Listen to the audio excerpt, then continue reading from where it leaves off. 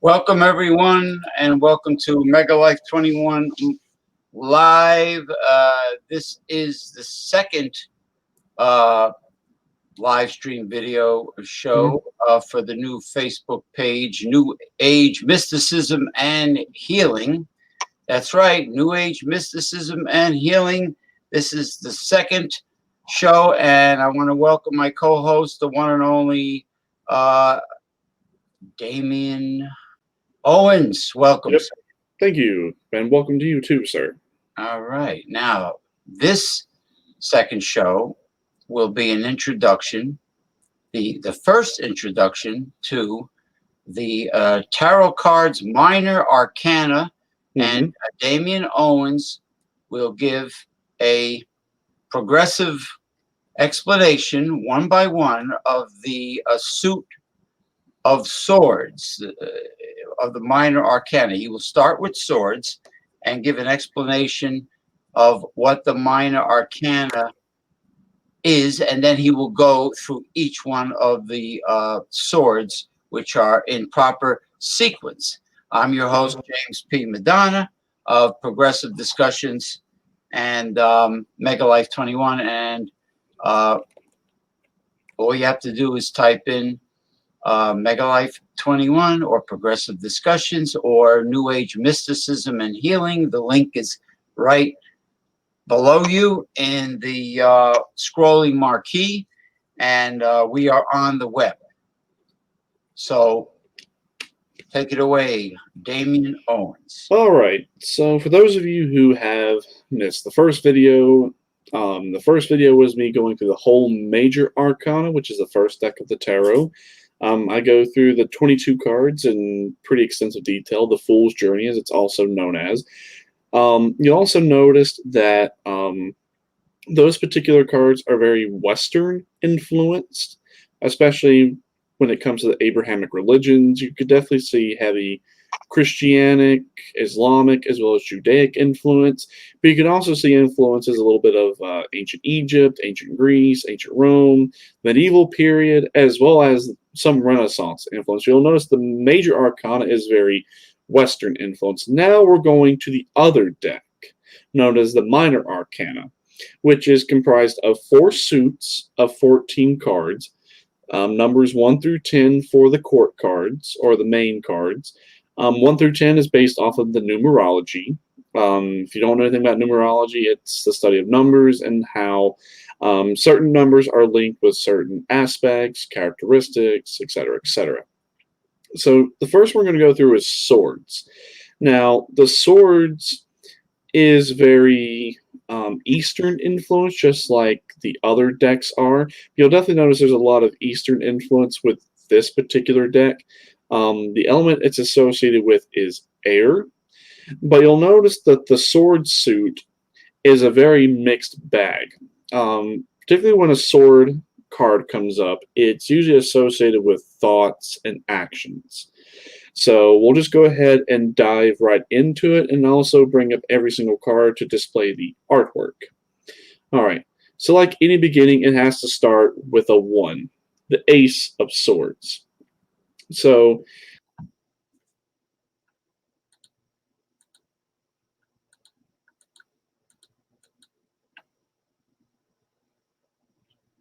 I muted my mic there for a second. I don't know what that was, but anyway.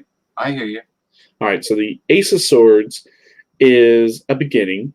Now, whenever this pops up in a reading, whether it's in a particular position or it's representing someone, it's a new action or a new thought. Whether it's a new financial adventure, a new emotional adventure, what have you, this is a great card to pop up to show that you are going to be starting something brand new, especially when it comes to thoughts and actions. All right. So next we have the Two of Swords. All right. So anytime a 2 pops up, it's usually duality and the coming together of good and bad. However, in this instance, it's balancing the pros and the cons of a particular action and going into it completely blind. All right. So this particular card, the Three of Swords, can be very disheartening, but it can also be a very important indicator to show that you're on the wrong path, but you're not too far along to where you can backtrack if need be. Because the Three of Swords, depending upon where it shows up in a reading, it usually indicates betrayal, the lack of trust, breaking of trust, or just outright trickery and deception. But in another sense, it also shows where you're on the wrong path. But since you're only at a 3, you can go back to a 2 or a 1, go back to square one so you can get straightened out and go down the right path. But for me, every time I've gotten that particular card in a reading or gotten it for someone, it's usually never been a good sign. The most common thing that I've seen the Three of Swords pop up in is in a love reading. That's been the end of relationships, especially ones that are the one that they really, really wanted to be with, but they either betrayed their trust, they weren't the one, what have you. So all around, I've not had great experience with that particular card. All right, so next we move on to the 4. Now, anytime a 4 comes up, like with a 3 coming together, a 4 is the after of coming together, but still making contemplation before setting off. So as you can tell here, they've got 3 swords up on the wall, and they have their main sword here lying in wake. So this is the final moment before you take off and before you go to your midway path. So if a 4 keeps popping up, then you've started and you've not gotten to your midway point. So if a 4 is stuck, take a breath, relax. You're on the path you need to be on, but you're not at your midway point yet. You could be approaching your midway point very quickly, or it could be sort of in the distant future, but a not so distant future, or way on down the line. It all depends upon the timing. Now, with swords and timing, it's very rapid, sudden action. So if a sword pops up, usually it's an indicator of days. At most, maybe a couple weeks. All right. So now when you get to your midway point, this will be your 5. So now we've got the 5 of Swords. So as you can tell, this midway point is a triumph because, as you can tell, he's got 3 swords on him, but his other 2 opponents have been defeated and they have dropped their swords. So this is a great indicator that you've overcame some trials and triumphs and you're on a midway point. So if this card shows up, you're halfway there, keep going.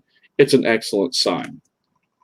Now, 6, anytime a 6 comes up, you've gone past your midway point. Now this is where things can be a little harder or things may not be as clear. Now a 6. A 6 is always after your midway point. It's your first step after the midway point, but it's going into the unknown. Now, the swords are symbolic in terms of continuing on your path, but it's a travel across water. So this would be you, this would be your travel, and this would be your symbolic travel through your journey. So if this pops up, you're venturing into something unknown. If you want to venture into it, fine. If you want to take a step back and not progress onto the 6 just yet, that's completely fine. But at least you've gotten over the halfway hump. So if this shows up, it's a great sign.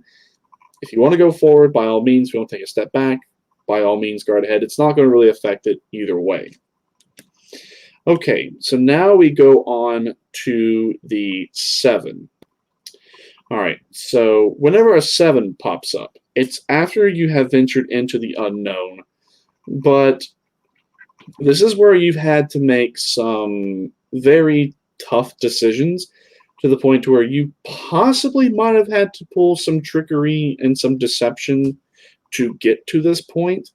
But if a 7 of swords shows up, it means that you have been able to overcome the known and the unknown, quite possibly through trickery or deception, or just being honest, hardworking, what have you. But most of the time when this pops up, it means you have to, do a little trickery, do a little deception, or just keep working to defeat your opponents who may not necessarily be playing fair. So those are some things to look out for with a 7, but based on my experience, it's when you've had to, not necessarily play fair, bend the rules, do what you need to do what you need to do to progress on to an 8.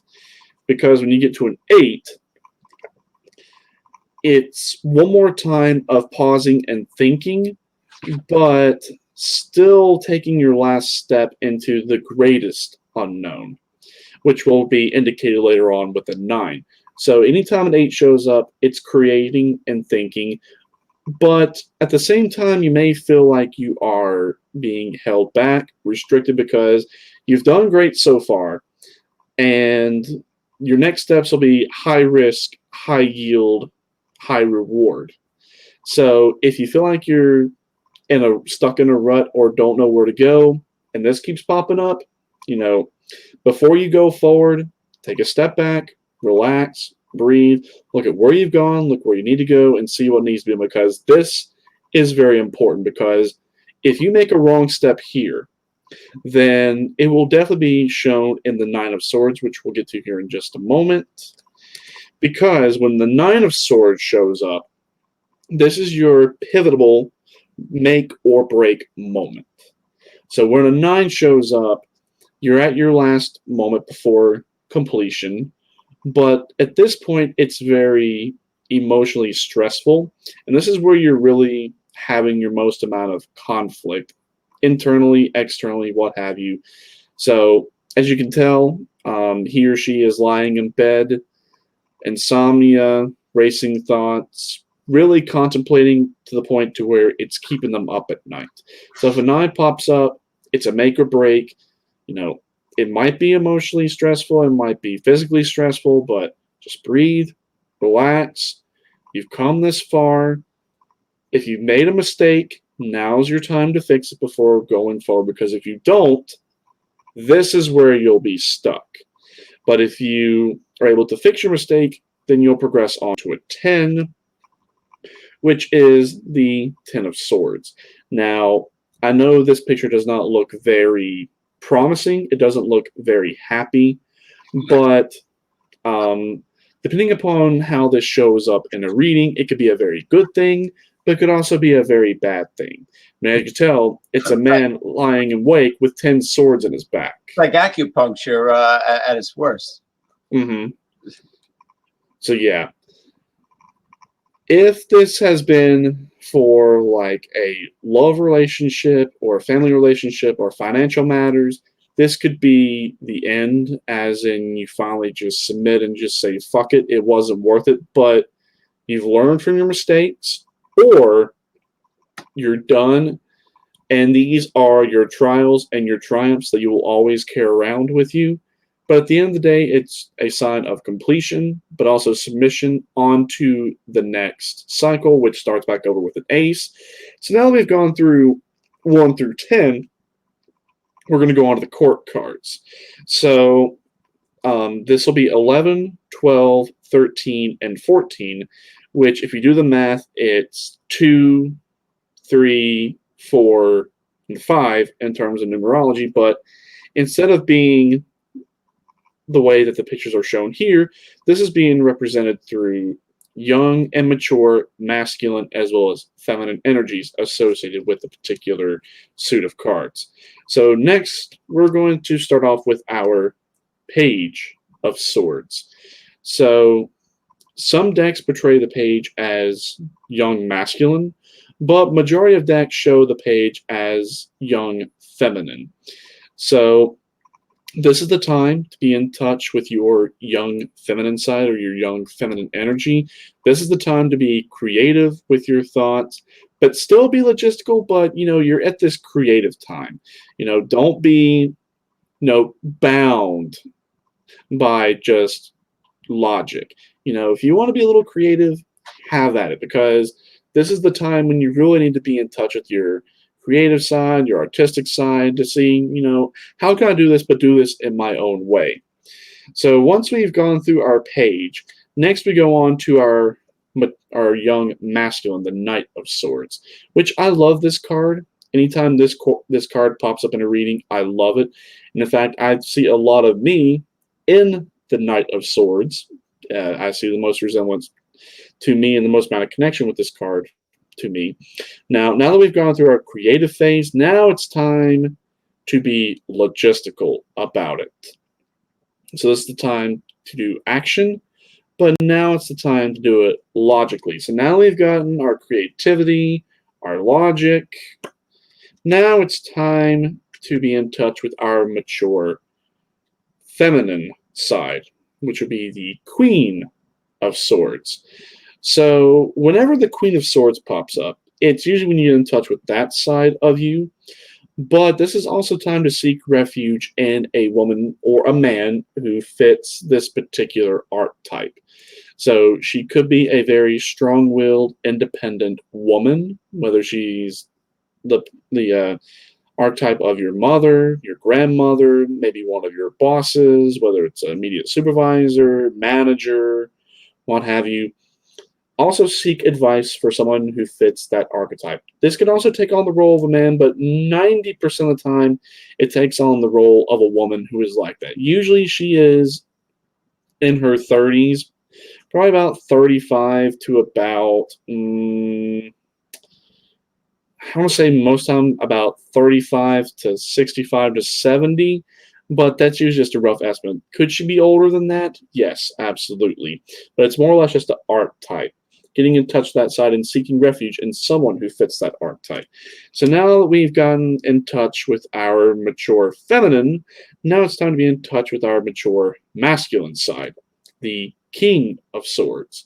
So whenever a king pops up for a court card, or any suit for that matter, then you have reached the pinnacle of what it is that you are doing. So you have theoretically gone beyond the 10 and not gone back to an ace. You've progressed up to the court cards, which is excellent. But this is when you seek refuge in a man who fits this particular archetype. So he could be your father, your grandfather, immediate manager, like your supervisor, your boss. But they will also send you in the direction that you really ultimately need to be going to complete the cycle, whereas the queen would get you to the king. This will get you back to the ace, or to finish up what needs to be finished up, so you can get back to the ace and start it all over. So that's just a quick summarization of the swords. So yeah, it's a very interesting suit.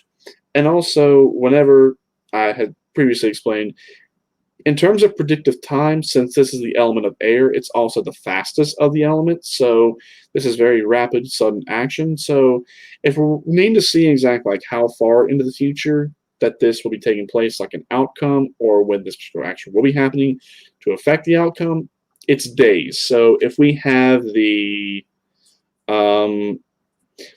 Seven of Swords, for instance, we could usually expect it to be within about a week. King Sword, the King of Swords. This will probably be the slowest out of the King Sword. It would probably still be days, but this could be weeks, potentially months, but more than likely it's days. The first one you showed was the Ace of Swords, correct? Correct. So yeah, the Okay. Ace of Swords. There you go. All right, so yeah, that's just a quick summarization of the swords.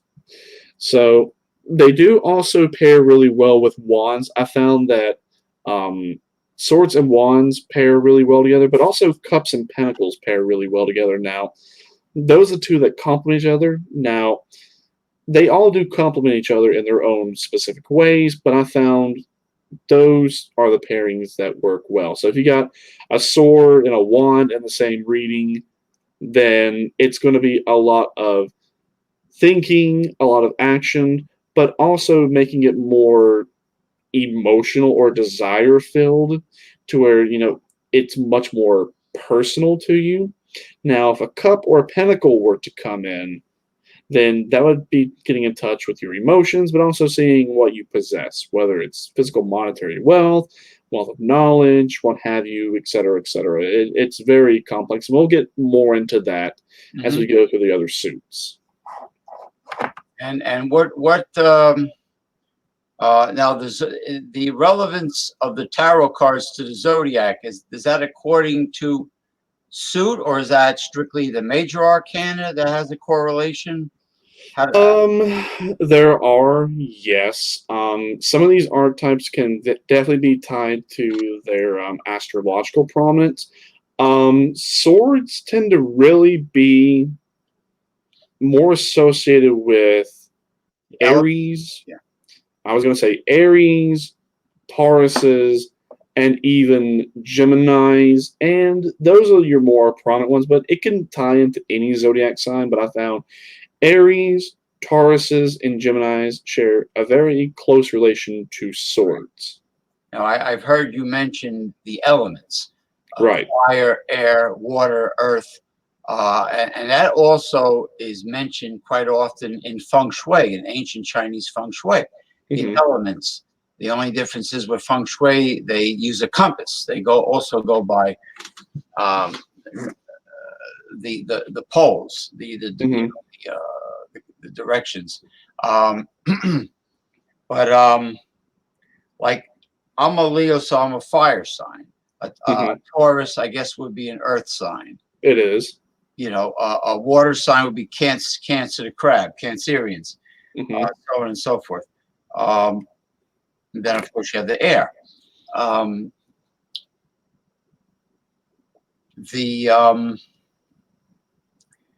That's also another fascinating subject. The origins of the astrological symbols.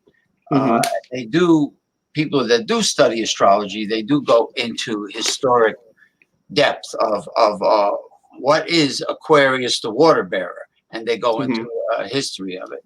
And of course, there's a constellation for all of them.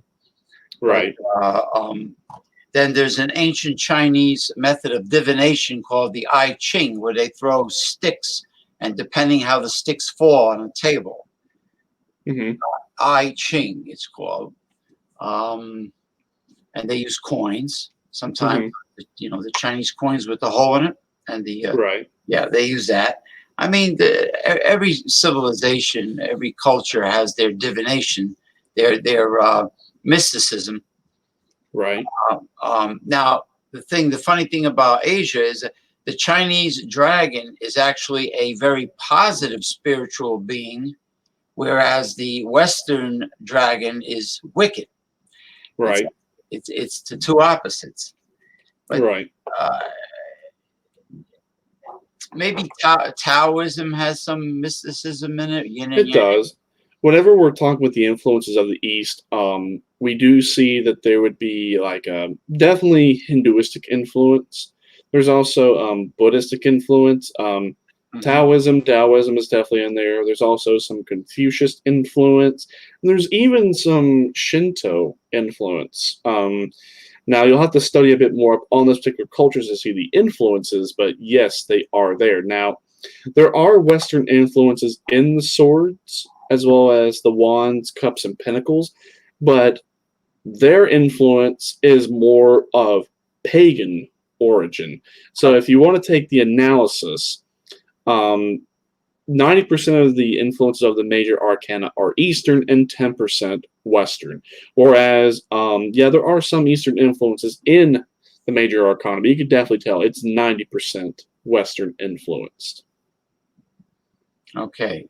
Whereas the minor, you feel, has a great deal of Eastern influence. It does. Minor arcana. Because there is a great reservoir in terms of cultures as well as political as well as religious diversities among the cards. Which is why, it draws from such a veritable plethora of knowledge from East and West. That's the reason why it does it with such great precision, is it finds the best of both to see how they can work on their own, but how the two can also be paired together to work together at the same time. Yeah, like the Hierophant looks like the Pope. Mm-hmm. The Hierophant looks like a Pope from Catholicism. Mm-hmm. But it's when you did that reading for the woman Gemma, Mm-hmm. that was pretty fascinating. You actually gathered a pretty direct, targeted bit of information for her with her romantic situation, and Mm-hmm. hopefully she was able to watch the show to get that reading. To everyone out there that's a viewer, you have to realize we have to first deal with the theme of the show, which is the educational part, and then we get to questions and answers. Oh, Ronnie S. Ronnie S. is here. Greetings, Mm-hmm. Ronnie S. There he is. How are you? We're having freezing rain up here. Ronnie S. is in Clearwater, Florida, by Tampa. So there's a good chance he's not getting freezing rain. But I don't know. Ron DiTirio is having freezing rain for New Orleans, for southern Louisiana standards. He says it's been cold, which is strange. But he told me today he was pretty damn cold. But anyway, getting back to the swords, this is only one suit. There's going to be a whole host of other suits before the minor arcana is completed. And Right.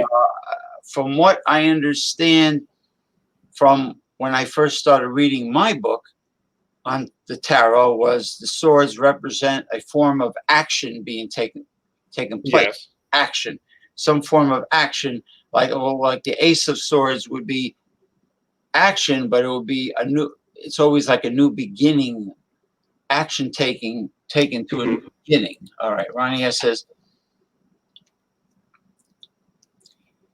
it's definitely a deep field.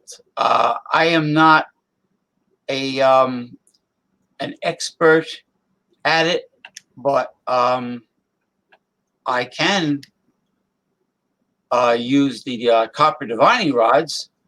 If anyone has a question, like let's say if you, Ronnie S., have a question. Oh, you're up here in Long Island visiting family. Yes, so you're experiencing too cold. All right. Now, Yeah. Ron. All right, go ahead. I was gonna say, it's kind of cold tonight, but yesterday, for December in Tennessee, it was pretty warm. Like yesterday, it was 65 degrees. Oh. Yeah, at the Tri-Cities airport, it hit 68 degrees. So no wonder I woke up with a bit of a headache. Yeah, well, a friend of mine is in Syracuse, New York, and she has bronchitis. She's in bed with Vicks all over her body and taking Z-Pack antibiotics. I said to her, first thing, cover your neck and upper chest. It's more important than the hat. Keep this covered. And chances are maybe she didn't listen to me because, people always learn the hard way instead of taking advice when they don't have a problem. So divining rods. Are you pleased with the debut of tarot cards, the minor arcana?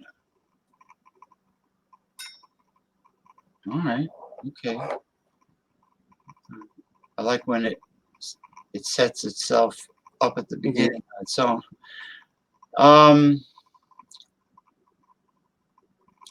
Let's see now. Well, so far, these two shows for New Age mysticism and healing have been great. Um, Divining rods. Do you feel that overall the tarot cards are pretty close to the upper 90s in accuracy percentile?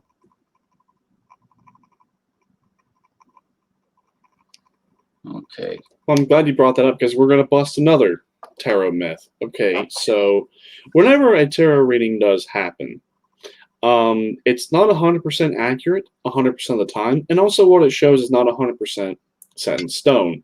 Now, there are ways the tarot can change either very suddenly or very slowly. Like, for example, we could do a reading today that would show one thing, and we could do the same reading the same time next week. It might be the same, it might be different. There are lots of different aspects of the tarot, so whenever they say what the tarot shows you is exactly what's going to happen, right? No, it's not true. Now, it shows you where you're going to succeed, it shows where you're going to fail, but it also shows how you're going to succeed and how you're going to fail. So if you want success, do what it shows you and make the changes that it shows you that you need to make. If you want to fail, show you where it shows where you're going to fail and do exactly what it says you're going to do to fail. That's completely up to you. All it is just, it's a messenger. It's like the one that'll lead you to water, but it can't make you drink. Okay.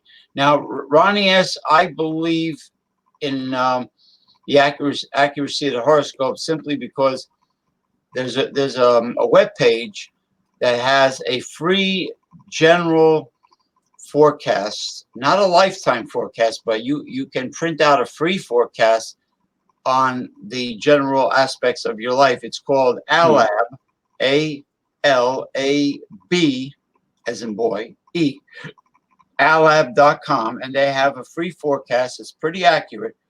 And I did mine. My sister did hers. At the time, my ex-wife did hers, and they were extraordinarily accurate. But there's a big but with astrology.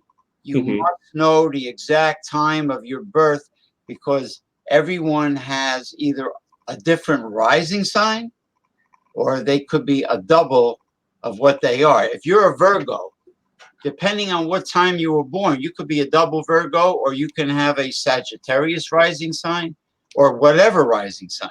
And your rising sign has a big effect on who you are. So if you have your birth certificate and you know the exact time of birth, place of birth, and of course date of birth, those three factors, you go to ALAB.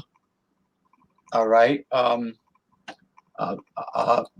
actually, I'll put the link for the free forecast over here to the right. You go there, but you got to know the exact time of birth, and you'll get a very incredibly accurate general forecast. Of course, they ask you if you want to spend $20 or so for your lifetime forecast, which isn't bad. I mean, people have pissed more than $20 away on nonsense. So let's see. Ronnie S. has something here to say. I was born at the end of July. Oh, you're a Leo like me. I love hot weather. Well, I like dry hot weather, not humid. And people have said that's because of the time of year I was born. Do you believe it's related? Well, I was born August 1st, which is the dog days of summer. But I was born in the year of the dog, Chinese astrology. But the hottest time of year, but I am not a fan of humidity, but I have been in the Sonora Desert, and it's quite pleasant compared to the humid weather we have here on the East Coast. But, it sounds like you're a Leo also. You're a fire sign. Your ruling planet is the sun. And we are generous, big-hearted people. We're quick to anger. We're passionate as far as relationships go, but we are notorious for having bad luck in our love lives. Mm-hmm. Those are the general traits of Leo. But you know, Damien mentioned numerology. That's another ancient art of divination too. Mm-hmm. So it's really what the web page is about. It's not only very deep, but it's very diverse. Right, right. I'm a Taurus, so I'm definitely an Earth sign. And also for Chinese astrology, I'm also the year of the dog. Okay, and your dogs are pretty devoted, loyal creatures. Mm-hmm. Um, I like I don't I like to tackle projects one at a time until their completion, until they're finished. I don't Mm-hmm. like having too many things scattered about that need to be done. I like to just get things over and done with. It could be paying bills. That's how I am. Then I can relax. Mm-hmm. But if I have too many projects that are unfinished, it drives me nuts. I have to get them done. Um, but you know what? But this show, I wasn't at all concerned about it because I already set it up ahead of time. All the basics you see were preset. Mm-hmm.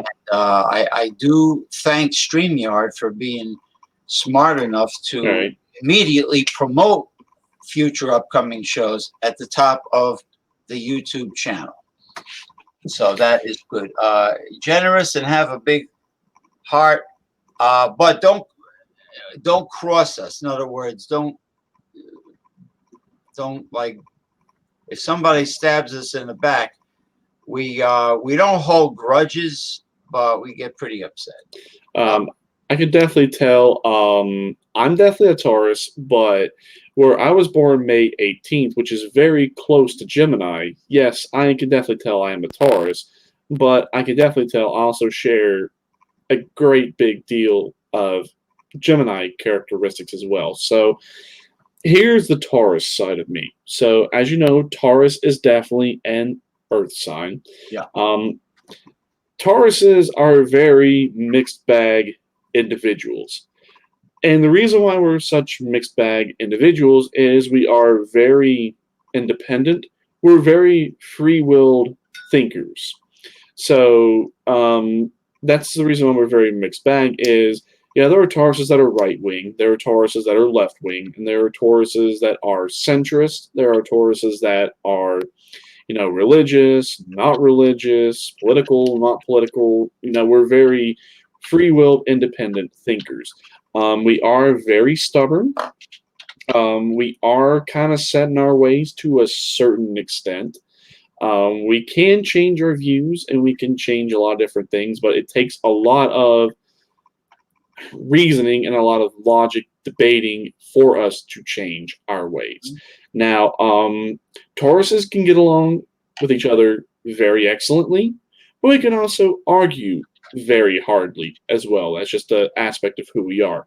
In terms of our anger, we could be very quick to be tempered like Leos, but we can also be ones that just kind of just, you know what, fuck it.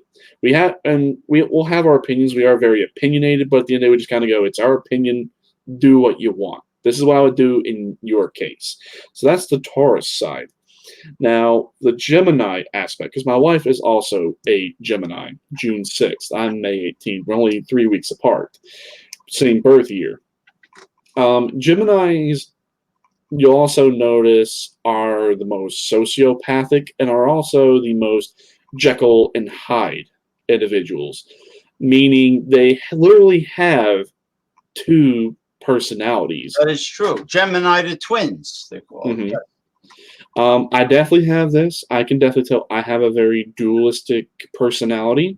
There is a side that comes out about 90 to 95% of the time, but I could definitely tell I have another personality like Gemini.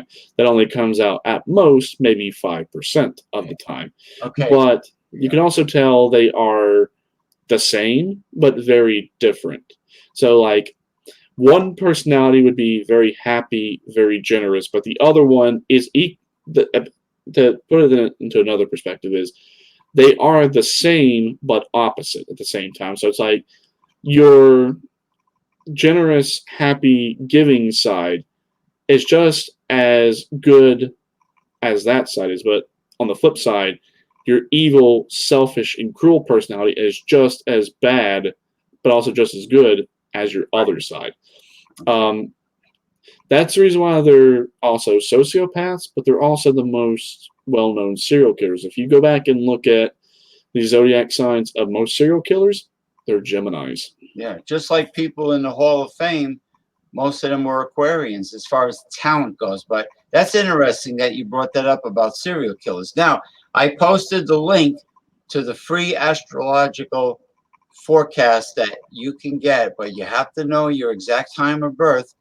Make sure you have your birth certificate. Now, I want to address a question from Ronnie S. Now, I read that it is possible for two Leos in a love relationship to get along, but it is also possible for their egos to clash and for them to butt heads.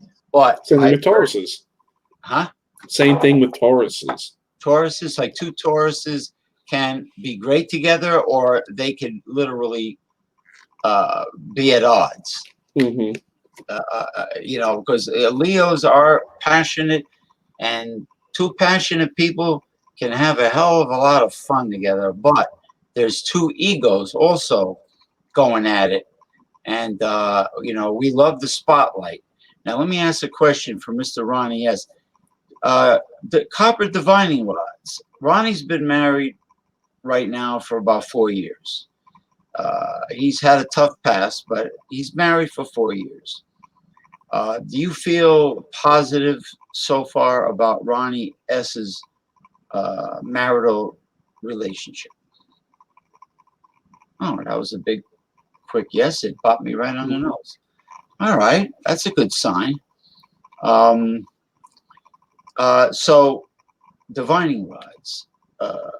Ronnie and his wife both being Leos is a positive thing for Ronnie and his wife in this case? Okay. Yes. All right.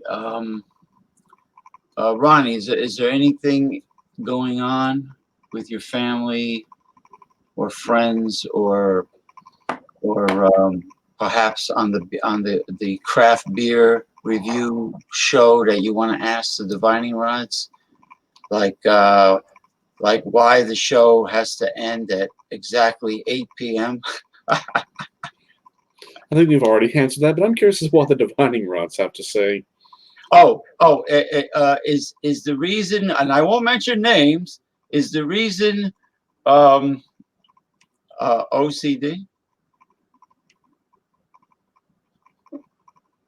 Okay. All right. Okay. But yeah, I'm glad you brought that up because both my parents were not Leos. Both of my parents were Cancers. My mom, July 3rd. My dad, July 9th. So they're both Cancers. Now, Cancers, from what I've seen, like Tauruses, were a very mixed bag. Same with Geminis. That's kind of the reason why me and my wife get along very well. Because where I am a Taurus, I do share a lot with Gemini because I'm so close to that sign, but still a Taurus. So, which means we love hard, we're very passionate, but that also means when we fight, we really fight and argue. Now, with Cancers, I've noticed that really they're the end, they really are the extremes. Because, like, my dad was the extreme of one way, and my mom is the extreme of the other way. I've noticed with Cancers that they're very loving, but how they display their love and the way their overall personalities are is very dynamic. And they can conflict and clash just as bad as Taurus's, Gemini's, and even Aries can. Oh. Yeah, Well, I know, like, Leos are supposed to get along fantastically. Leo men are supposed to get along great with Scorpio women, but with Scorpio men, we're more mortal enemies.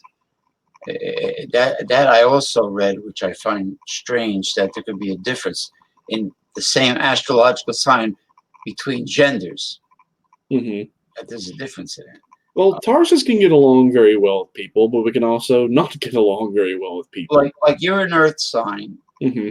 and in general, I believe that elements get along with elements of the same.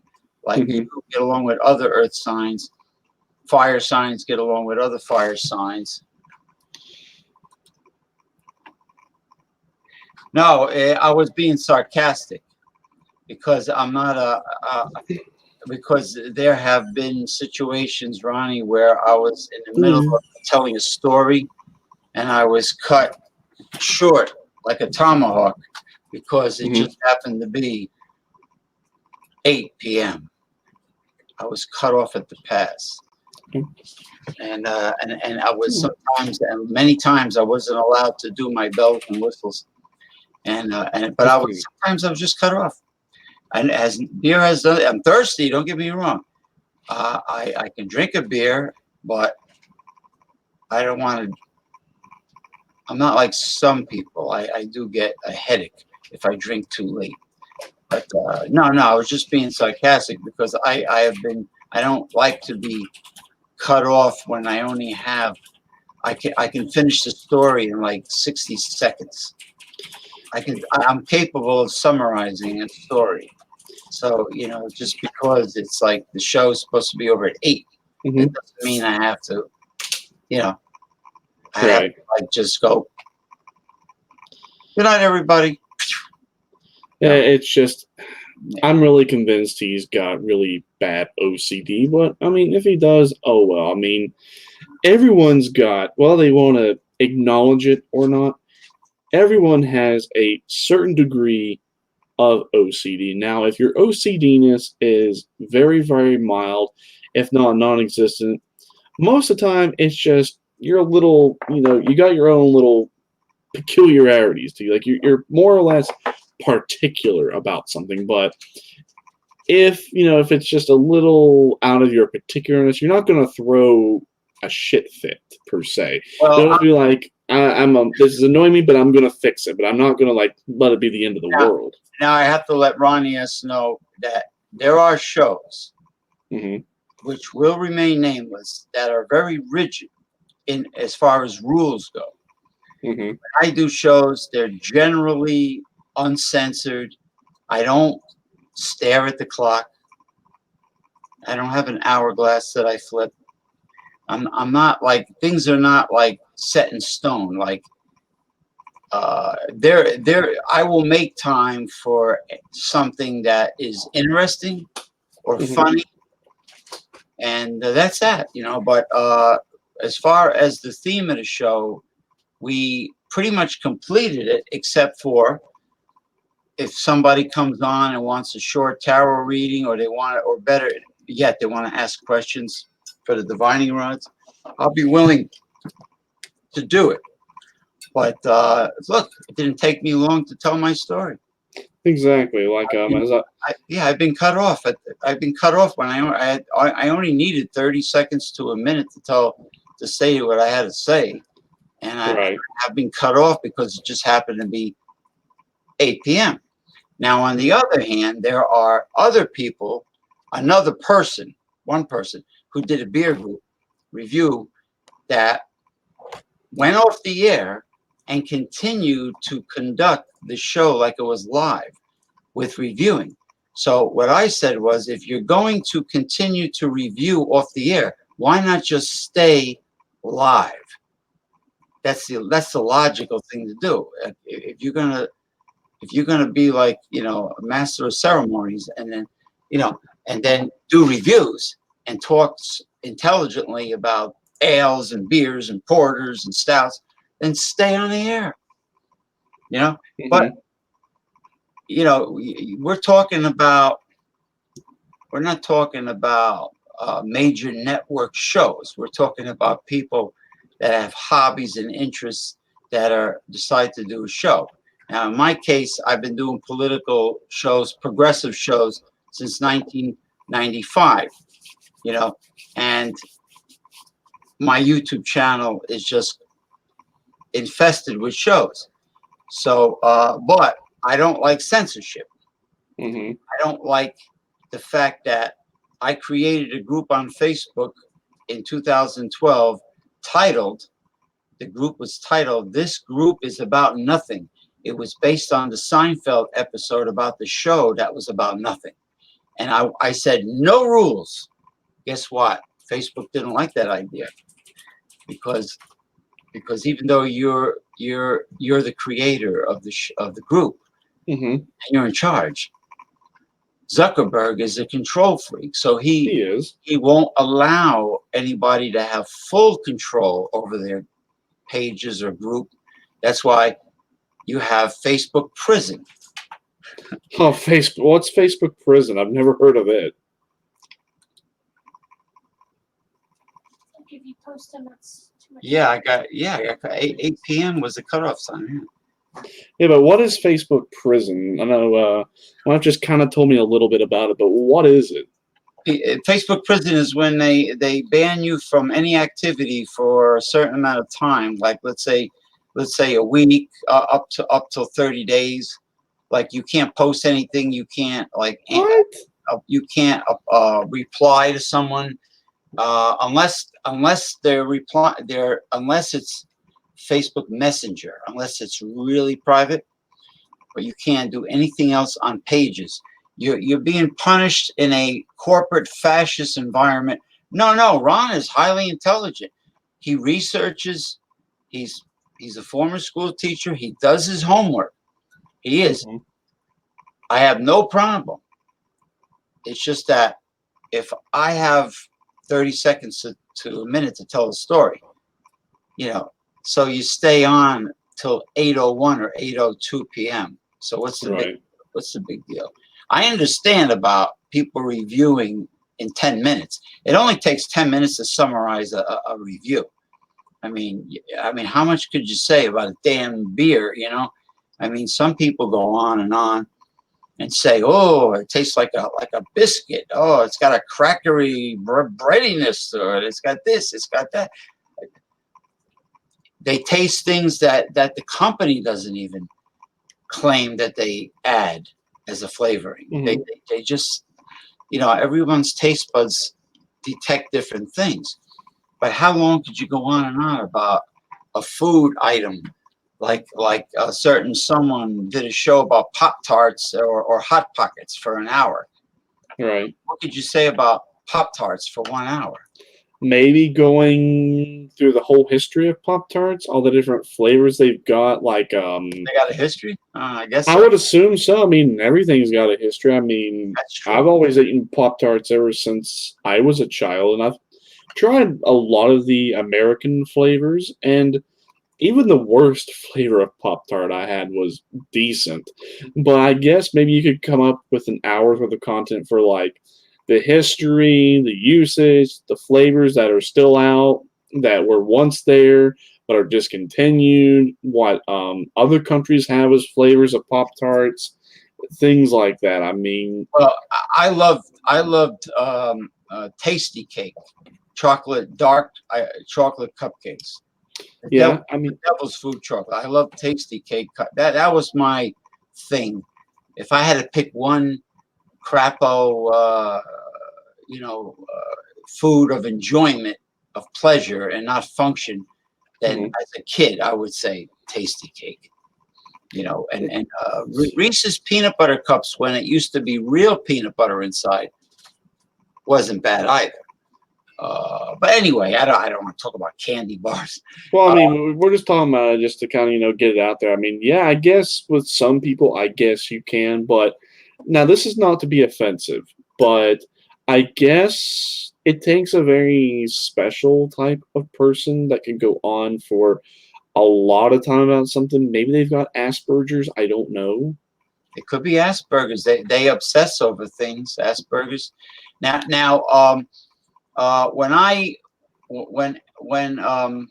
Eric Thomas Middle 75 invited me to a specific beer review show, I brought up a subject, and it seemed that there are people who really just want to talk about beer and get buzzed and get loud, and hey, that's fine if that's what they want to do. But Eric says these guys were just like me. So I brought up a subject, which is true. There is a double standard, a hypocritical double standard with feminism. I brought it up, and there's this black dude on there, and he's like smirking and laughing. And what did I get into here? What's going on over here?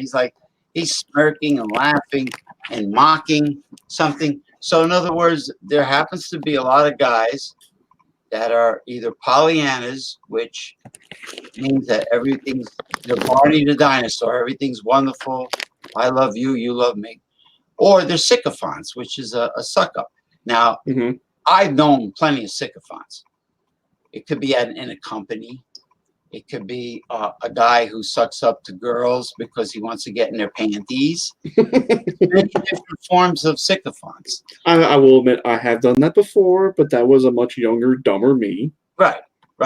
So now you're like a MGTOW man. You're red pill. Now you're more red pill. You're like, you have your own opinions, and you have strong opinions, and you say what's on your mind.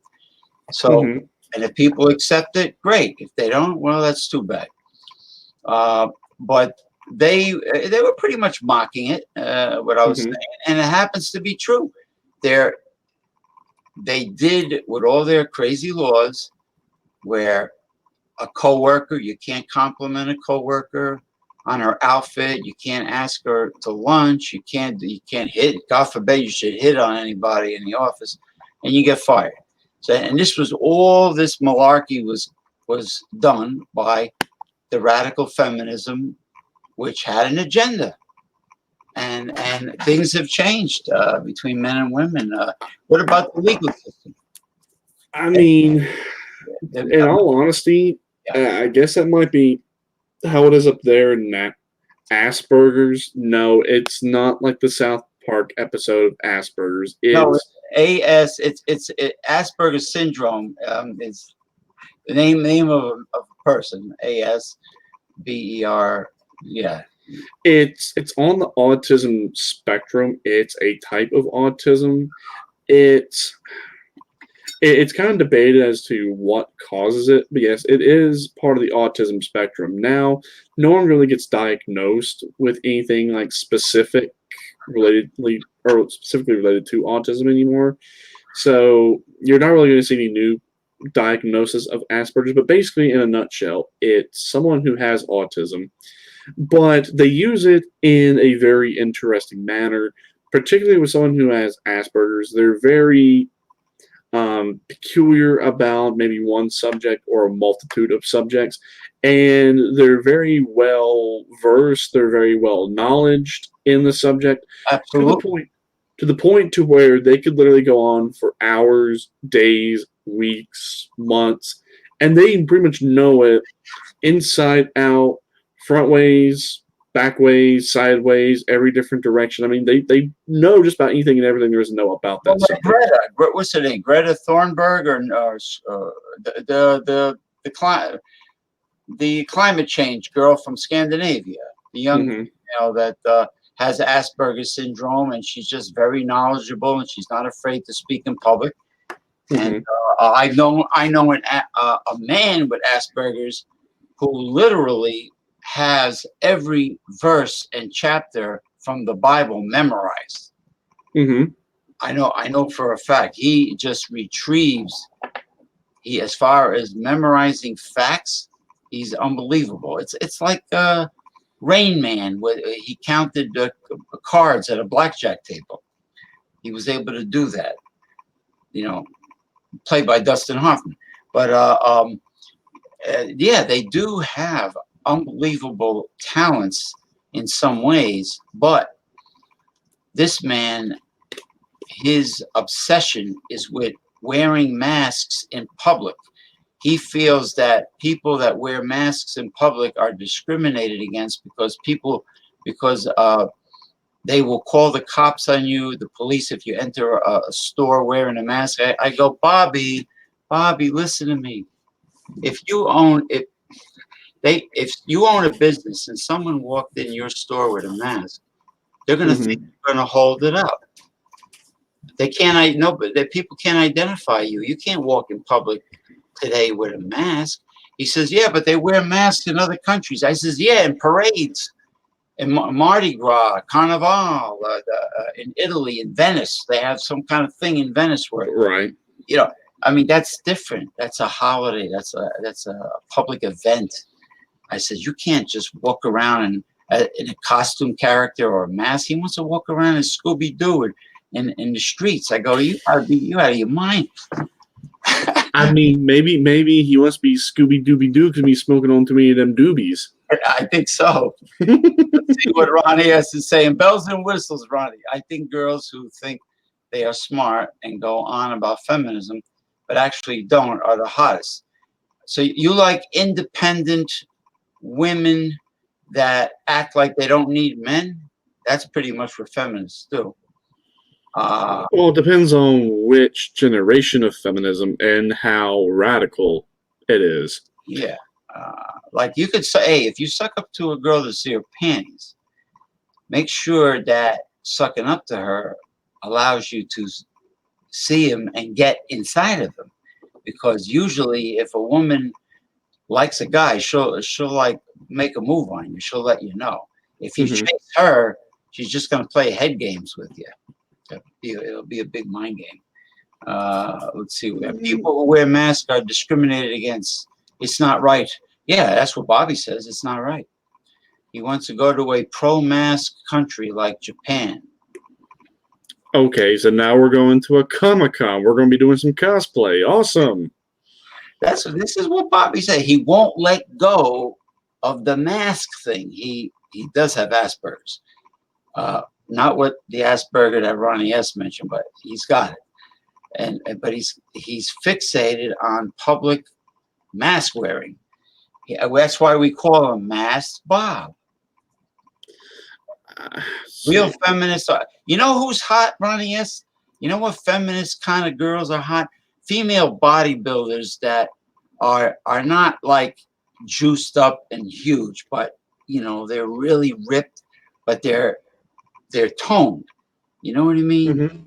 Like a girl with a washboard abs who, you think if you have sex with her, it's like being with a statue. Those kind of women, those kind of feminists are appealing. Well, I mean, in a lot of ways, I can understand it, but it's like one thing I've talked about before, and the tarot makes it abundantly clear. There is such a thing as masculine and feminine energies, as well as mature, as well as young feminine and masculine energies. Now, feminism is when you've got too much feminine energy and it becomes toxic. Now, there is such a thing as toxic masculinity. A lot of that is chauvinism. So it's trying to find that ideal balance to where you're not a chauvinist, but you're not a feminist. That really is where you really need to be. Like Al Bundy from Married with Children. Would you consider him like a toxic alpha masculine? Or would Archie Bunker would be more? It's kind of hard to find that line between what is toxic and non-toxic masculine and feminine energies. But I feel sorry for Al Bundy because his wife doesn't do anything. She don't cook. She honestly doesn't do anything around the house. Right. So that was the wrong example. Well, there are lines. Sometimes the lines are not very abundantly clear, and it does take a little trial and error to see where that line is. But I mean, I can understand why feminism came around because, there was a lot of toxic masculinity going on at the time, and there needed to have a feminine touch. Suffrage. Women's right to vote was the first. Mm-hmm. And then, equal pay for equal work. If the woman is not going to turn around and say, "Hey, Tom, Dick, and Harry, could you come here and help me?" If they're able to do the job, more power to them. Divining rods are some feminists. Do some real feminists actually like men and are heterosexual? Oh, okay. Well, So I mean, they're not all man haters that we should wage war against. Is that what you're trying to say? They're not all man haters. mm-hmm. Okay, so Yeah, like I was saying, it all depends on the context and how radical it is. Because, I mean, yeah, getting back to what I was telling you, there was a time when, when feminism first started, there was a lot of toxic masculinity, and there needed to be the balance of femininity to balance it out. But, the early feminists had a lot of masculinity to them and still do, but they're also in touch with both sides. So, yeah, well, women that are independent and sort of feminists that are extremely annoying is Sex in the City. Those three girls. mhm. Forget. Well, at least Samantha let you know who and what she was. She was honest. I mean, about what she was. But See, now Seinfeld. Elaine Bennis was like Samantha. Remember the episode where she bought a whole case of contraceptive sponges? Mhm. She was like Samantha in some ways. Let's see, is Seinfeld toxic or non-toxic feminist? You mean Jerry or the cast members? I mean, I've watched Seinfeld. Yeah, I guess maybe in the 80s and 90s it was relevant, but now that's just not how people think. That, like, what would have been funny back then would have definitely been funny, but now it's lost its prominence, and in a lot of ways it is offensive. But am I going to say, oh no, we shouldn't watch it, we should just pretend it doesn't exist? Well, look at It, South Park. South Park blows away Seinfeld in terms of satire and offensiveness. right. It's funny as Well, hell. it depends on which kind of offensiveness. I mean, with Seinfeld it was a reoccurring theme, whereas our South Park, it's much more diverse. And like whenever I heard Trey Parker, Matt Stone come out and say that they're right wingers, but are they really all that much of right wingers? Because I mean, they poke fun at just about anybody and everybody. I thought for the longest time they were strongly independents. They're right. If they say they're right wingers, it's only because they're quite wealthy and they're too stingy to pay their fair share in taxes. But other than that, I always thought their episodes were very much left wing. But they poke, like you said, you're right. They do poke fun at absolutely everyone and everything, to get a laugh, whether it be a cheap laugh or a witty laugh. I mean, there Kardashian, those hairy bastards. is Kim Kardashian a feminist? You know what? Let me tell you, her mother. I bet she pursued old man Kardashian, the lawyer. I bet she was a slick gold digger. She landed Mr. Kardashian, and her daughters they all should. I would change the locks because of who they all date and married. So is Kim Kardashian a feminist? If I was the Faja, I would change the law. Is Kim Kardashian a feminist? No, she's a very rich, low class girl. Is that? Oh, are you saying Kim Kardashian is a feminist, or she's very? Oh, hold on. Is Kim Kardashian a very rich, low class female? Okay. Okay. Is she a feminist? Yeah, because she's got bucks. She's the boss. She wears the pantaloonies in the family. But I then, mean, if she does show it, she does a very good job of not really showing it, or I'm just not seeing it. being that they're Armenians, do they get lots of waxing and laser hair reduction procedures? Yes. Are they every father's nightmare for who they have a tendency of dating and marrying? Mm-hmm. Yes. And what about that sex tape of her and what's his husband, Conway Twitty? What the hell's his name? The basketball player. What's his name? Sounds like Conway. I have honestly no idea.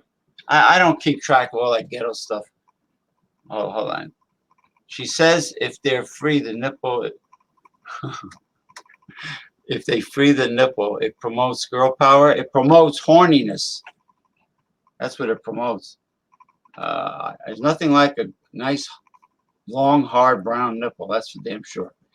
Now, is it true that women that insist on being scantily clad to obnoxiously prove their feminism and independence will get them into trouble? Yes. Is this the same as single mothers letting their daughters go to school dressed like prostitutes? Yes. It's like Tony Soprano's mother says, she's a whore, Tony. She's a whore. So are the whores just running rampant these days in our society? Yes. I would probably say yeah, but I mean, She's a whore, Tony. She's a whore. I'm just trying to see, like, she says if they free the nipple, it promotes girl power. If they free the nipple, you must drink champipple. That was Red Fox. I'm sorry. He mixed ripple with champagne. He called it champipple. Oh, good old Red Fox. Yeah, good. Oh, when Julio took Lamont and Red and Fred Sanford to a Spanish restaurant, and the waiter comes over and says, he goes, "Senor, more sangria? Yeah, more sangria. Yeah, pour some more." Red Fox says, "Yeah, pour some more." Oh, yeah, I've had sangria. I'm not a big fan of it, but it's just one of those whatevers. But I could definitely tell. I just don't understand why Red Fox Fred and Julio just did not get along. I've never understood why there was such a disdain for Puerto Ricans. Well, in those days, at that time, the Puerto Ricans started moving north to New York, I believe, in large numbers, and it was in the news, and everybody blamed the poor Puerto Ricans for things that they're not responsible for. Red Fox was old school, and old school people stood in their neighborhood. They had their enclaves, and people really didn't get to know anybody outside of their culture. They pretty much stood in their sections. But yeah, single mothers are cougars. They're frustrated. They're older women at the peak of their hormonal activity, and they're so aggravated because they're single mothers that they take their stress out on young studs. They're looking for young studs. Yes, you're right. I would disagree with that statement. No, not really. They're not. You want to join next time? You want to? I don't know how to get. If I click on private, would Ronnie see it, or only Damien will see it? Only I'd see it. We just saw private chat. All right, next time. As long as you don't, you don't ask questions. As long as you don't side with the people I'm bashing. Well, I mean, everything will be cool. Getting back to the divining rods you were doing. So here's an update. So yes, I did call my old job today I gave him a call earlier today. I called him between 12 and 3. So here's the information to give you an update. So they're not hiring anybody until the beginning, or no, until after the first of the year. That's a corporate-wide thing, so it's not just with that particular store. That was mentioned about when the holidays blow over. Right. So I did talk with my own supervisor. I just told her, I really would like to come back. If he said that he would let me come back, I'd love to. She said, well, what was your primary reason for leaving in the first place? And, I talked to her. I said, at that time, we were going through a difficult financial time. I needed a job that gave more money. Well, now that I've gotten everything financially stable and taken care of what needs to have been taken care of, now I want to come back. And she said, okay, well, you did work out a notice. So she said she was going to talk with the store manager as well as HR to see what they can do for me after the first of the year. All right. We'll keep our fingers crossed. Divining rods. Do you feel positive energy concerning Damien Owens returning to his previous employment? All right. Well, let's see why they want me back. Do they want me back because I'm a good employee?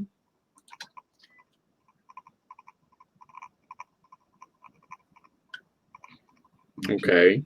All right. Do they want me in a managerial position?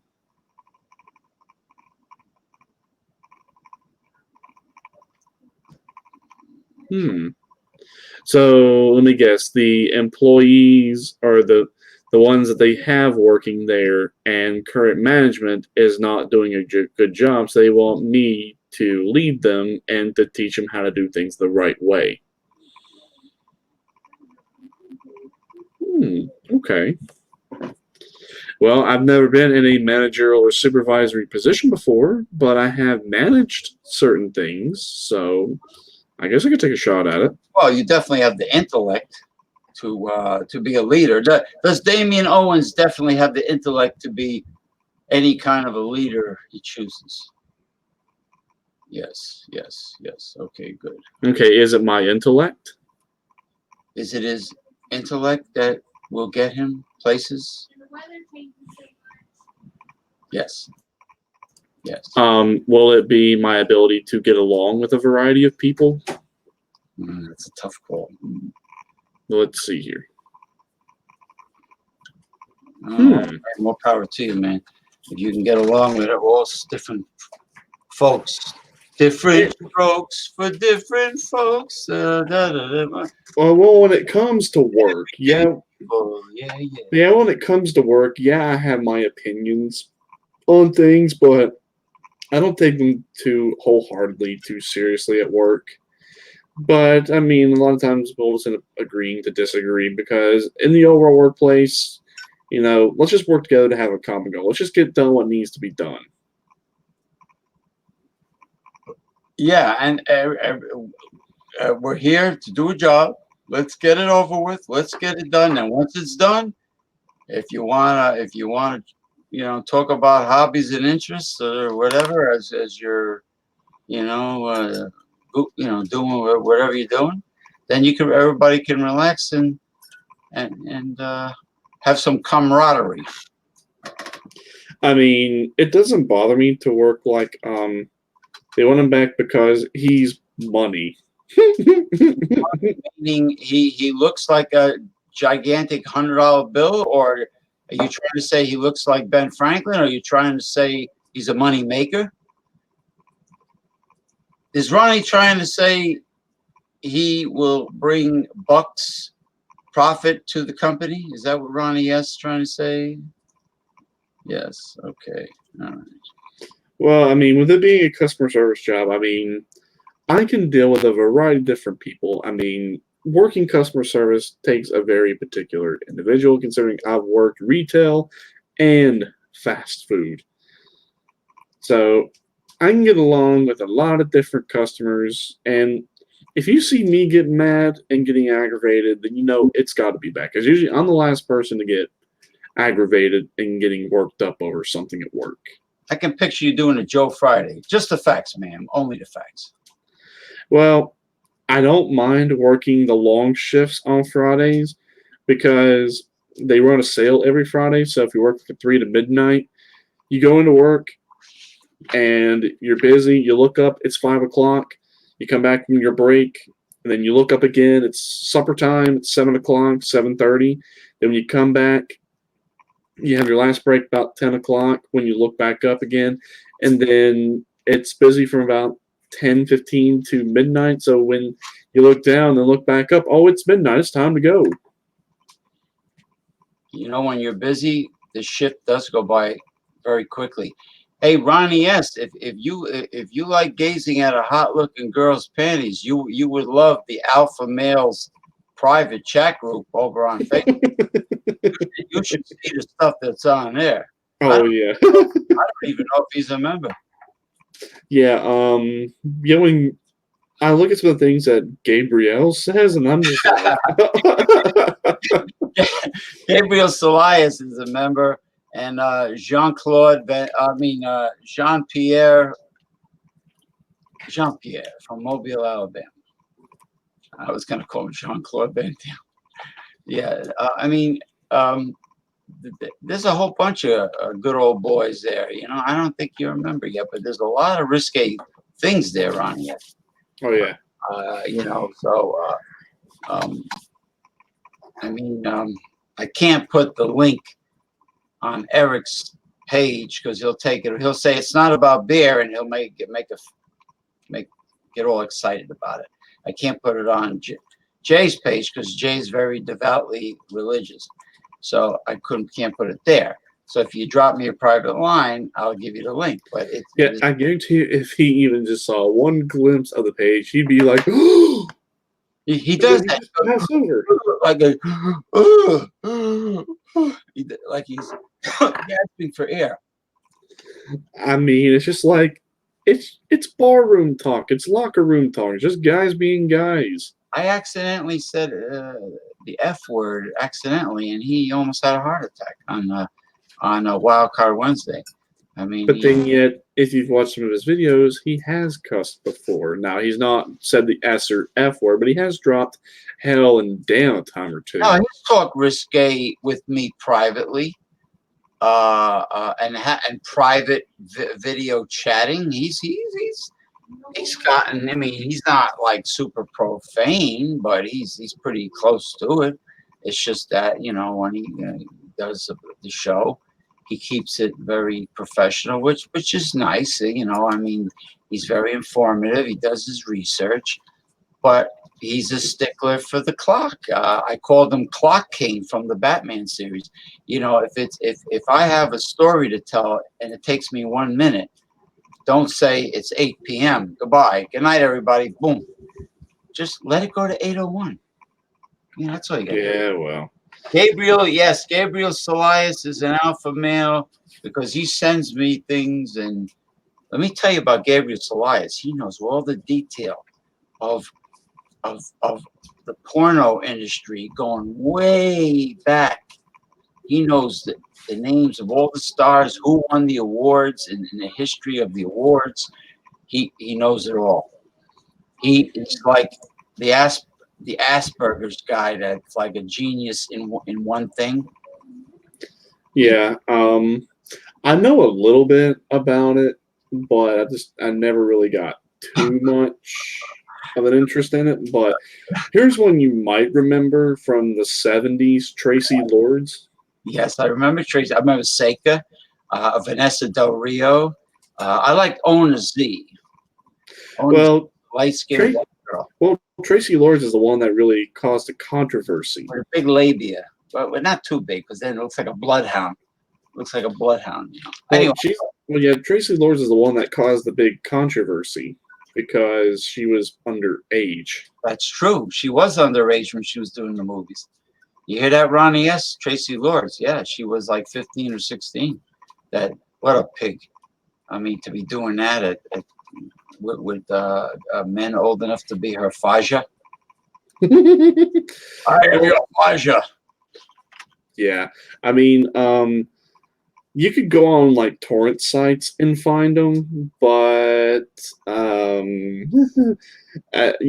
you're better off just going onto the dark web and finding them, because who knows what would be attached to all those files if you did get them. You know what I had in VHS back in the day? I had Debbie Does Dallas, and I had a movie that porno that you would have cracked up. Tracy Samples no, Candy Samples. I'm sorry, Tracy. Mm-hmm. Thinking of Tracy Lords. Candy Samples in Candy Goes to Hollywood. She was a real typical dumb blonde, very large breasts, and she's on the Hollywood Walk of Fame, and they're playing the song from Staying Alive. Saturday Night Fever. She goes on an interview, and the guy says, "What's your talent?" She goes, "I'm a singer. I'm a singer." "Oh, you're a singer?" He made her hum the song while she was giving him a blowjob. That was the audition. She had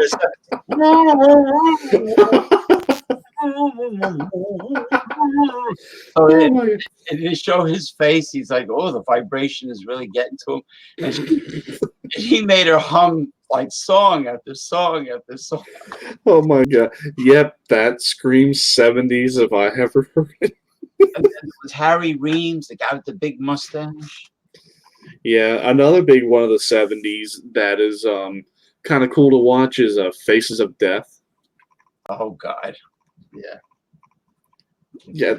That. What about the snuff films from way back when? Snuff films? I don't think I ever watched them. That's when they don't tell like the chick that she's gonna get killed. She thinks she's like, I don't even know if that was real, but like she supposedly is like doing a movie, and the surprise was they bump her off. I think that's what a snuff film was. I mean, the 70s, even though, you grew up in the 70s, so, I mean, I've talked to people who grew up in the 70s, and they said it was a very interesting time, but here's a term that might bring you back to the 70s, stagflation. Yeah, I remember hearing that. I remember hearing Ronald Reagan shake his head going, "Well, I don't recall." And, I'm talking about monopolies are bad. He's like Mr. Mackey from South Park. Yeah, monopolies are bad. They're bad. They're bad. Drugs are bad. Okay. And you do a good Trump, too. Let's see here. Let me see. Let me think of a good first impression. Grab by the coochie? No. Let's see here. Hello, America. My name is Donald Trump. Nobody does anything better than me. I'm the best than anybody. See that guy over there? He's a scumbag. You know why? Because he doesn't do a great job as me. Nobody makes better deals than I do. Because you know what? I love everybody. I love Mexicans because I eat taco bowl. I eat taco bowls. Right. Said that? I love Mexican people because I eat taco bowls. Right. Well, that's one thing that I do have a little bit of talent for, is I can mimic some people, or I could like act like some people. Like there's my Donald Trump impersonation. Here's my Obama impression. Hello, America. My name is Barack Obama, and I approve this message. You almost sound like Rod Serling. Let's see here. I can do Bush. Yeah. 1,000 points of light. Read my lips. 1,000 points of light. Let's see here. Here's my impression of W. Bush. Iraq and its terrorist allies are forming an axis of evil. We're going to go get those people that knocked that building down. Remember? Let's see. Here's my impression of Clinton. Hello, America. I love McDonald's. I did not have sex with that woman. I did not have sexual relations with that woman, Miss Lewinsky. Was it like a midnight blue dress? I don't know. Is that in the Smithsonian Institute, that blue dress? I don't know. I can do H.W. Bush. I've never really tried any attempts at him, but I can do a little bit of Reagan. Yeah, Dana Carvey does it good. Let's see here. I could do a little bit of Reagan. America, it's not time to take off them work shoes yet, so now we gotta go back to work. Yeah. It's not really all that good. Let's He see. had a problem with the air traffic controller union. I remember that. Let's see here. I could do a little bit of Nixon. Watch it. You just made my list. You know, Christine Todd Whitlis, former New Jersey governor, or Titlis, she, Republican, she got in trouble for having illegal immigrants taking care of her mansion, her property, you know, cleaning her house, her gardeners, so on and so forth. They were illegal because Republicans are notoriously stingy and miserly, and then one of them blew the whistle. And then there's Arnold Schwarzenegger, Margaret. No, what the hell was her name? He got the maid pregnant, the Mexican maid. I have no idea. Yeah, Maria Shriver go bye. There was the maid. I forgot her name. He had a kid with her.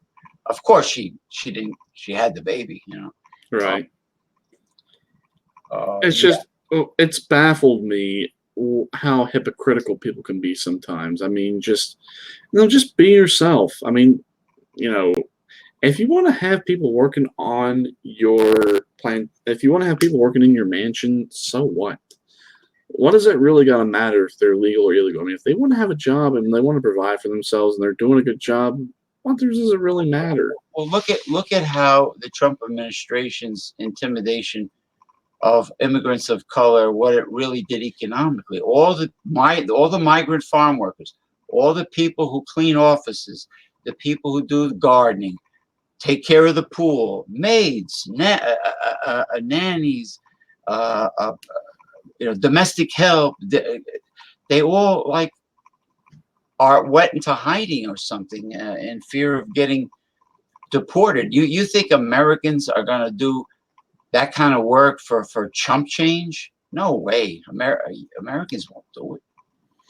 Well, I know something I am going to be doing. It's going to be like a little side gig. Remember I was telling you about the Tarot Readers Academy? Yes, sir. Yes. Well, Sir. so I'm doing that, and I'm also working to get my tarot certification, so I can actually, maybe do a tarot business, but do it as like a side gig. Is this such some extra money? A PhD in tarot? No, it's not necessarily that. Okay, so it's an 8-week course, and I remember I did the course material a while back, but I never did like the practicums to send back to the instructor of the course. So I'm doing all of that so I can get it sent back to her so I can get my tarot certificate. All this week I've been doing like the different readings. So now one of the readings we were talking about, the Celtic Cross. I wasn't very familiar with that particular spread, but now I've gotten fairly decent at it. It's still really not my preferred, but I'll still pick it up and I'll use it every once in a while. You know what's exciting, aside from you getting a tarot certification, is finding a nice size oak wood barrel so you can make your own craft beer. Yes, I would love to make my own craft beer. I would love it. And stouts and porters and lagers. Mm-hmm. Yeah, that's right, Ronnie. Yes, Damien Owens. Now, Ronnie, yes, if you're still with us, that the man from Arkansas that goes on video out in his backyard at night with the long beard, he's made his own beer. I think Ron told me. Any details, if you're still there, about his amateur beer making? Because he said it was a success, that whatever he made came out pretty good. But nevertheless, with the research that Damien does in everything he's enthusiastic about, I have a feeling his product is going to be even better. Mm-hmm. And he already has names for some of his products. Mm-hmm. So that is true. And a lot of it does come from where, I do drink a variety of different beers, macros and craft. So I do know a little bit about beer. I know how, each style is supposed to taste and how they're not supposed to taste. But what I like to do is, if I'm going to make a craft beer, all right, I want it to really stand out because it seems like now, and we've gone over this with like IPAs and stuff, that really anymore they're just a dime a dozen. But eventually, other styles are going to start following suit to where there's going to be a point to where they're just going to be like clones of one another. So what I want to do is, just take it, make one that's supposed to be like that, but also make some batches that are creative.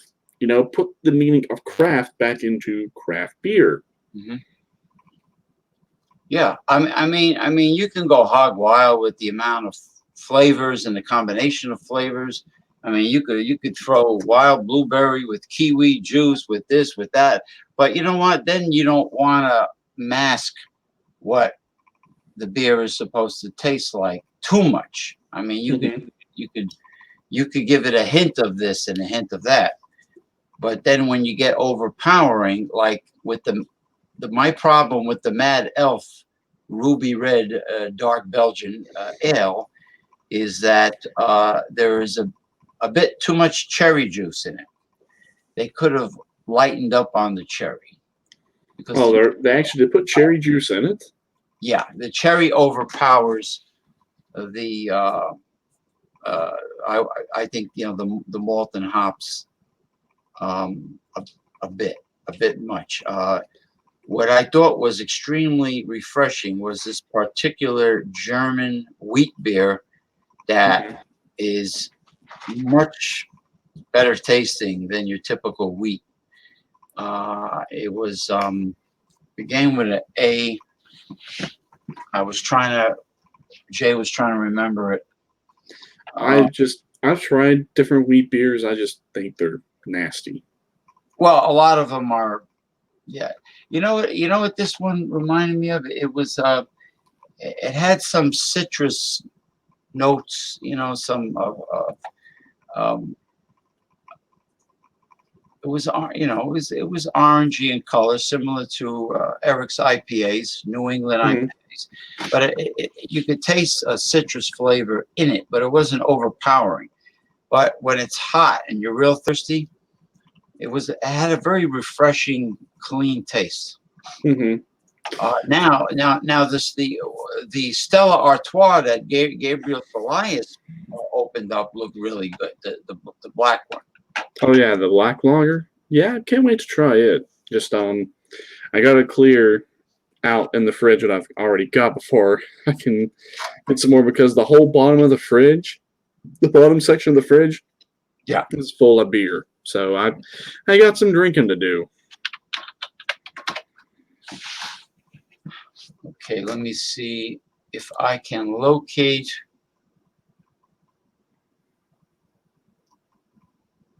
Oh, gee, there sure is a lot of German wheat beer out there. No,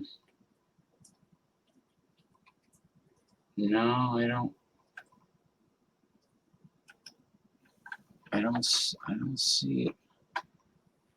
I don't see it yet, but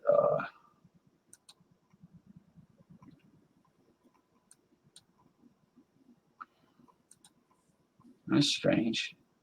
There's a huge variety. I just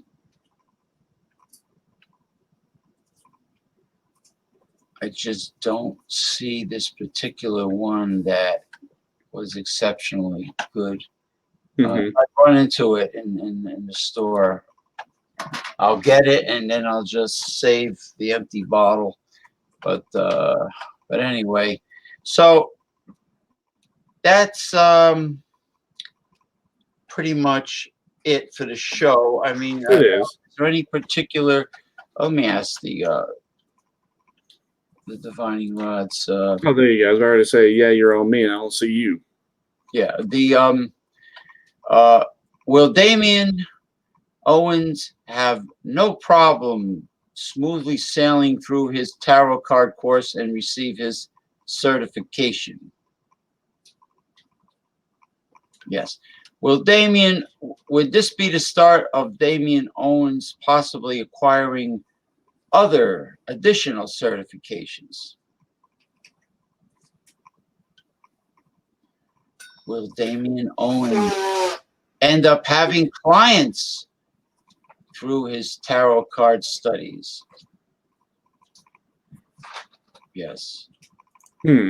Well, let's see here. Let's look at all the different certifications I do have. Well, I've obviously got my high school diploma.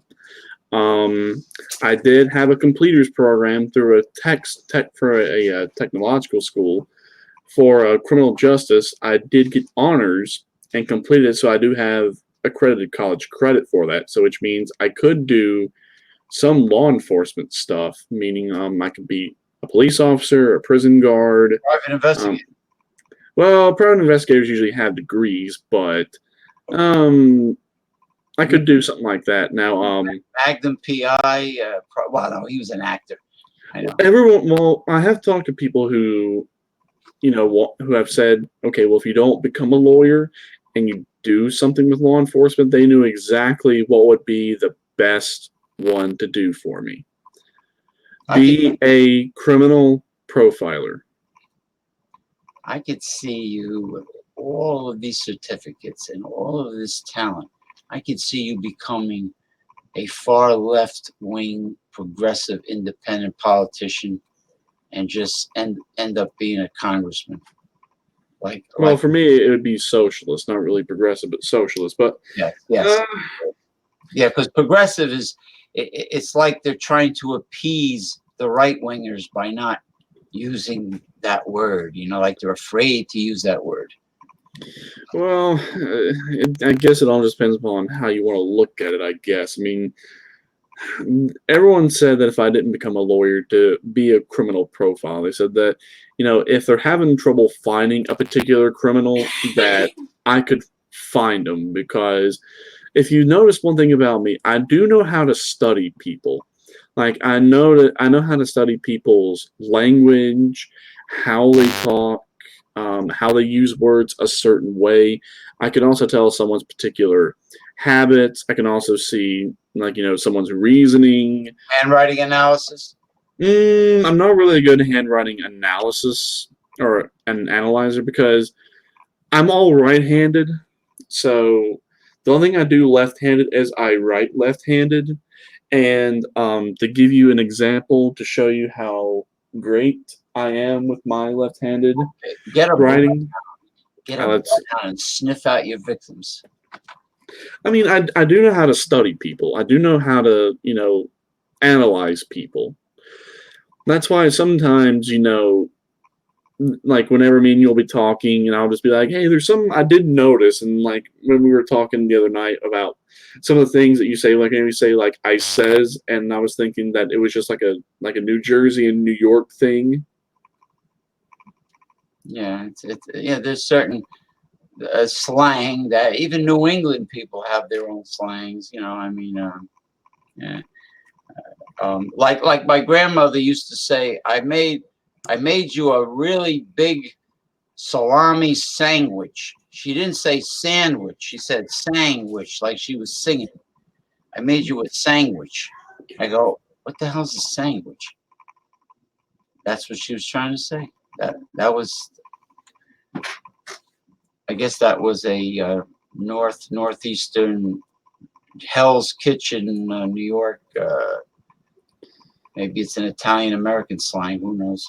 I mean, yeah, we do have our sayings here in the South and our slang, but whenever you say I says, George Carlin would say that in his comedy acts, but the way it would come across as if like he was making fun of it. So that's what came to mind when you say, I says. George Carlin was not just a comedian, let's put it that way. He was way beyond his time. Right. I think our government did kill him because it's got tired of being a major thorn in their side, but that's just me. Yeah, he went deep. He went deep and he exposed it all. Mm-hmm. Uh, All right, well, I got one more question for the Divine Rods. sure. So let's see what this would be, and then I guess we can end the show. Yeah. So since I've shown interest in craft beer, well, I do a good job at brewing craft beer. Yeah. All right, well, let's see which style I would brew best. How about just a regular lager? Would I do a good job at it?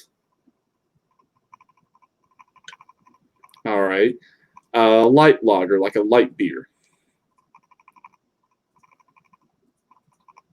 All right, so probably not a good light beer. So how about a good malt liquor?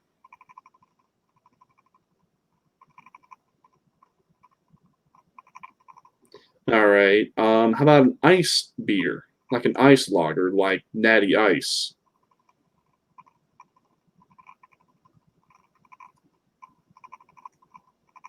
It seems like you're a little uncertain on that one. All right, how about a stout? All right, a porter.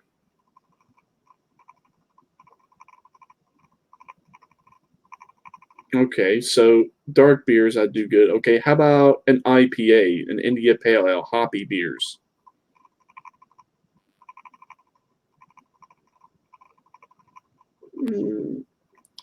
Seems like on that one they're a little uncertain. Uncertain to know. Yeah. Oh, there's a greater percentage of hops in an IPA, and I didn't know that.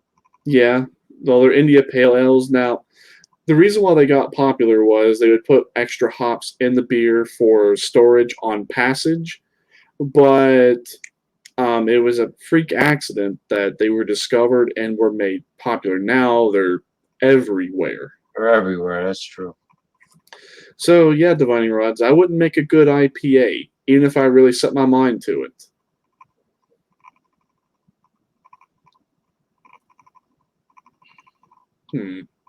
Well, Divine Rods, I'd say 2 words: challenge accepted. I'd still try it. Okay, it's worth a shot. Mhm. But I guess the first would probably be a lager, right?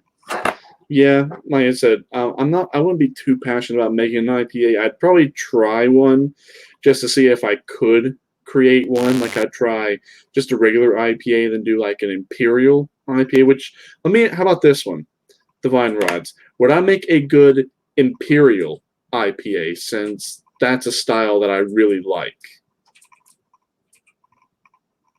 Oh, okay. So IPA is not so much, but an Imperial IPA, I'd do a good one. I wonder what makes Sapporo Black Lager a black lager. I wonder what, So basically, it's like making a stout, because a stout and a porter are ales because they use ale yeast. So it's also warm fermented. So here's what they would do differently. So it's like lagerizing a stout. So it would be cold fermented, and they would use lager yeast rather than ale yeast, and it would be cold fermented. so normally, okay, I hear you. So it would be taking the same overall concept, just making it into a different style. Okay, so yeah, so I see. I learned something. So they use ale yeast for porters and stouts, and it's warm temperature fermented. Yeah, that's why, ales or ale styles do better as they, get to a certain temperature. Like, their optimum temperature can be anywhere from 40 to about 60 degrees Fahrenheit, whereas with a lager, their optimum temperature can be like at 33 to about 39 degrees. So, yes, you could drink a lager warm, but would you have an optimum drinking experience? No. Could you drink a ale cold? Yes, but you would not have an optimum drinking experience. Right. All right. Sounds good. I'm thirsty and I gotta go. But anyway, it was a wonderful second show for the group. The next minor arcana suit would be The wands. wands, which the ace looks like a tree log, like a tree limb, right? Yes, and wands are associated with the element of fire.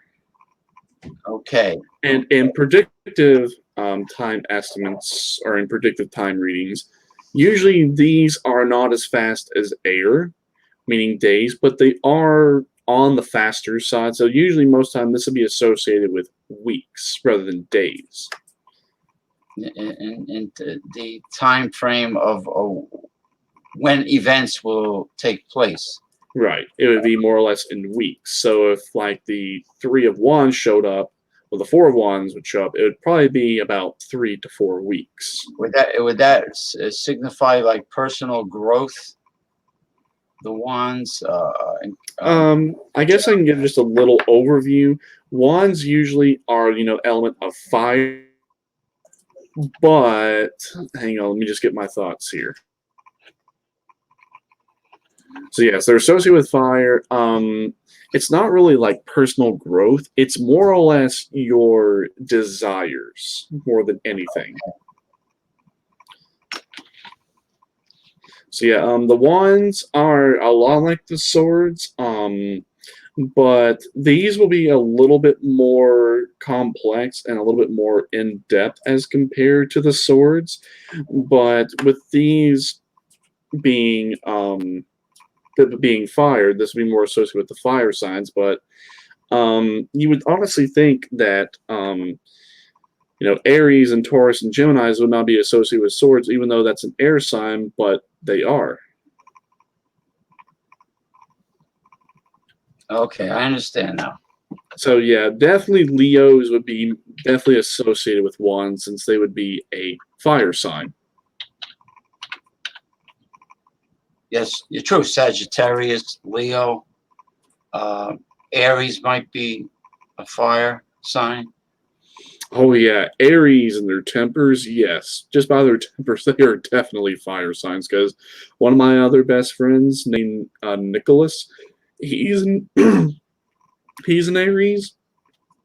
He's slow to temper, but when he is pissed and he is on the warpath, get out of his way.